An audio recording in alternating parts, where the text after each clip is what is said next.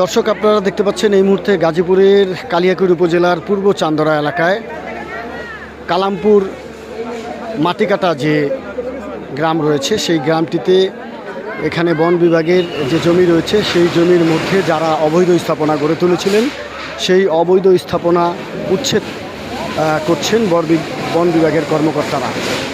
এবং এখানে যে বাসা বাড়ি রয়েছে সেই বাসা বাড়িগুলো এই মুহূর্তে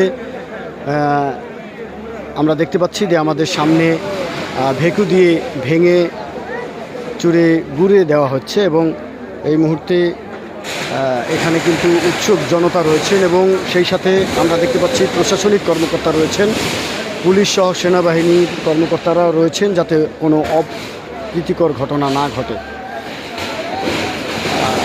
এবং এটা কিন্তু গাজীপুরে চলমান প্রক্রিয়ার মধ্যেই। আমরা জানি যে অনেকদিন যাবতই গাজীপুরের বিভিন্ন এলাকায় এই বন বিভাগের যে জমিগুলো রয়েছে যারা অবৈধভাবে দখল করেছিল তাদেরকে মূলত এখান থেকে উচ্ছেদ করছেন।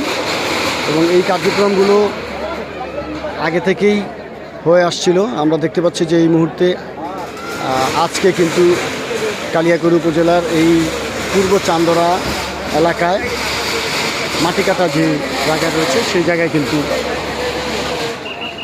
কাজ করে যাচ্ছে বন বিভাগের কর্মকর্তারা।